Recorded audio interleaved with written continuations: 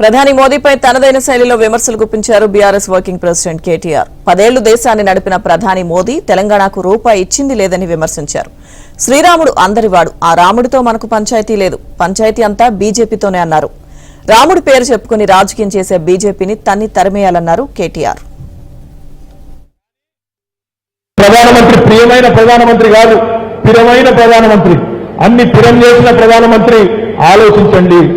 జై శ్రీరామ్ అంటే ఏమన్నంటే గట్టిగా అడిగినామంటే ఏం చేసినా జై శ్రీరామ్ అంటే మనకు రామునితో పంచాయతీ లేదు. రామునికి మొక్కుదాం, కానీ బీజేపీని మాత్రం పండబెట్టి తొక్కుదాం. అదే విన్నాం. రాముడికి మొక్కుదాం, బీజేపీని తొక్కుదాం. రామునితో మనకేం పంచాయతీ? ఆయన బీజేపీ పార్టీ కాదు కదా, ఆయన అందరు మనిషి. రాముడు అందరి వాడు. నా పేరులో కూడా రాముడు ఉన్నాడు. రాముడు అందరి వాడు. రాముడితో మనకు పంచాయతీ లేదు. రాముడేం బీజేపీ మనిషి కాదు. రాముడు అందరి వాడు, లోకప్రియుడు. అట్లాంటి రాముడితో మనకు తగాదా లేదు. కానీ రాముడు పేరు చెప్పుకొని రాజకీయం చేసే బీజేపీని మాత్రం తప్పకుండా వంగవేటి తన్నాలి.